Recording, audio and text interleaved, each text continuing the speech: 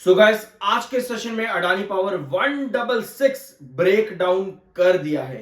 कल के वीडियो के अंदर हमने डिस्कस किया था कि हमको एक कैंडल की एक्सपेक्टेशन नहीं रखनी चाहिए, मतलब कि हम उस कैंडल के फॉर्मेशन को अफोर्ड कर ही नहीं सकते, क्योंकि अगर इस तरह की कैंडल फॉर्म होती है तो उस कंडीशन पर आप वापस 154 की तरफ ड्रॉप हो जाते हो।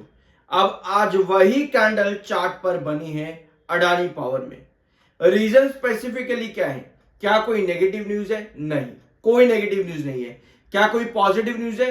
ठीक है, अडानी पावर से रिलेटेड कुछ पिछले हफ्ते काफी पॉजिटिव न्यूज थी, जैसे कंपनी के बिजनेस से रिलेटेड।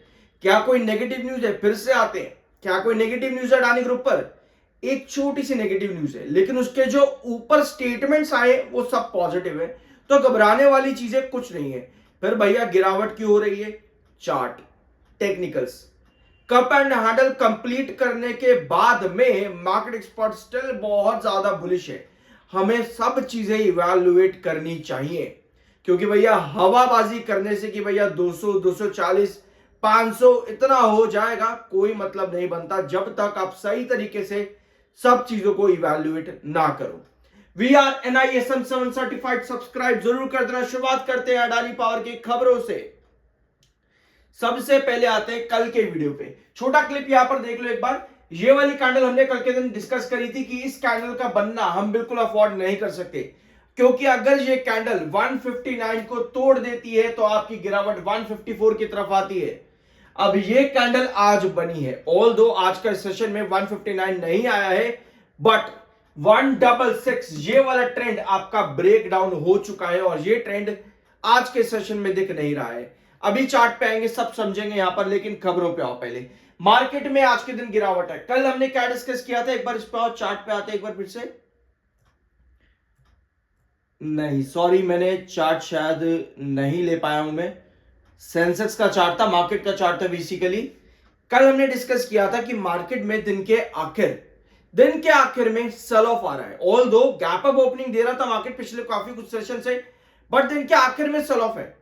आज भी वो सेलिंग रही है। रीजन क्या है मार्केट में? पहला कि मार्केट ने ऑलरेडी एक अच्छा बुल रन दिया है, 80 कितने से 80,800 पॉइंट से मार्केट ने ऑलरेडी बुल रन दिया है, बढ़िया बुल रन दिया है। अब मार्केट को फर्दर ब्रेकआउट चाहिए तो मार्केट को क्या करना पड़ेगा? बेस ढूंढना पड़ेगा, जो कि आता है 83,900 पॉइंट्स पे। कल का वीडियो जरूर देखना यार, बहुत कुछ सीखने को आपको चैनल पर। मेरी पूरी कोशिश रहती है कि अगर मैंने ये एग्जाम दिया है, क्लियर किया है मैंने ये एग्जाम, तो मेरी पूरी कोशिश रहती है कि मैं आपको सही से सही तरीका बताऊं कि मार्केट में किस तरह से आपको काम करना चाहिए। क्योंकि देखो यार, हवाबाजी करने से कुछ नहीं होता। हवाबाजी करने का मतलब बस यही है कि भैया सही हो गए तो भैया वाहवाही बटोर लोगे, गलत हो गए तो गालियां खा लोगे।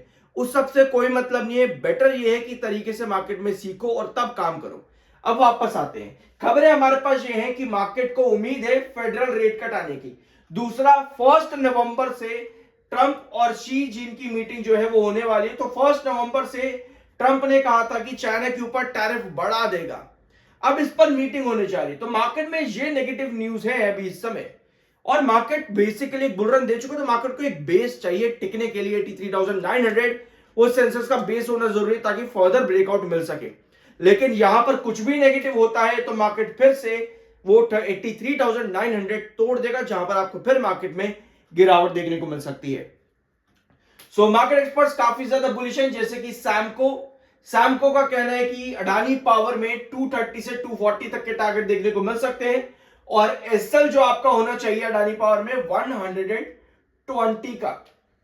120 का एसएल होना चाहिए, और अगर आपको ऐड करना है तो 145 से 152 ये आपके दो इंपॉर्टेंट बेसिस होने चाहिए। अब ये मार्केट एक्सपर्ट्स का ओपिनियन है, हमें इसे अपना ओपिनियन नहीं बनाना चाहिए अनलेस अनटिल हमारा रिसर्च सही हो।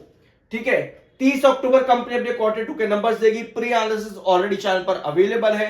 सेलर इस समय 40,69,000 है एंड बायर 20,48,000 है। तो सेलर और बायर के बीच में लगभग 18 लाख के आसपास का डिफरेंस यहां पर बना हुआ है। 75.1 का एमएफआई जो कि बेरिश है, 60.4 का RSI. Technicals neutral plus bearish है। स्टॉक ने ऑलरेडी एक अच्छा रिटर्न दिया है 145 से लेकर के 174 तक का। 145,174 166। कल हमने डिस्कस किया था कि एसएल आपका 159 के पास होना चाहिए। आज के सेशन में ये कैंडल बनी है, बिल्कुल एग्जैक्ट वही कैंडल जो कल हमने डिस्कस करी थी कि इस तरह की कैंडल बननी नहीं चाहिए, क्योंकि अगर ये कैंडल बनती है इसका मतलब ये है कि हम 166 को तोड़ देंगे। और वही कैंडल आज के दिन आपकी बनी है 166 को। स्टॉक अभी सस्टेन आज आया ही नहीं है, सस्टेन तो क्या ही करेगा 166 ना। एक सेकेंड, ठीक है, 166 आज आया ही नहीं है। तो यही हम डिस्कस कर रहे थे कि अगर आपका 166 नहीं आता एक सेशन के अंदर और आपके पास इस तरह ही कैंडल बन जाए तो उस कंडीशन पर फिर क्या होगा, 166 आपका वापस से रिस्ट्रिक्शन बन जाएगा।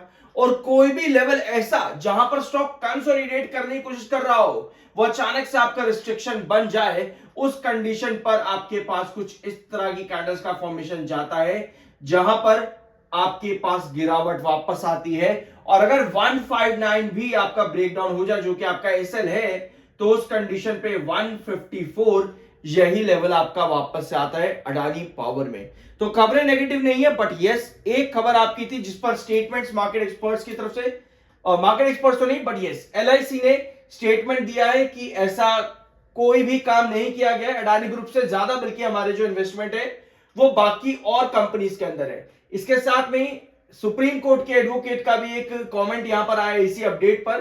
फॉरेन मीडिया जो है वो रिपोर्ट्स डालती रहती है, टारगेट करती रहती है अडानी ग्रुप को, और वो भी ऐसा ग्रुप जो इंडिया की इकोनॉमी को अपलिफ्ट करने में एक बड़ा बैकबोन आज की डेट में साबित हो रहा है। डिफरेंट सेक्टर्स के अंदर, port, airport, energy, different sectors के अंदर अडानी ग्रुप इन्वेस्ट करता है, बिजनेस करता है, काम करता है, उन सेक्टर्स को अपलिफ्ट करता है। आज की डेट में इंडिया की इकोनॉमी का बैकबोन बनना चाह रहा है, और बाहर की मीडिया रिपोर्ट्स कहती हैं कि भैया इन्होंने तो घोटाला कर दिया, इन्होंने तो ब्राइब ले ली, घूस ले ली। तो ये इस तरह के स्टेटमेंट आपको कहीं ना कहीं आज के दिन और पिछले लगभग 2 दिनों से दिख ही रहे हैं। पॉजिटिव स्टेटमेंट से, बट स्टिल टेंशन तो बन ही जाती हैं, क्योंकि अपोजिशंस भी उठ करके आगे सवाल तो पूछेगा ही, भले ही बाद में जो भी हो, बट यस टेंशन का माहौल इस समय है।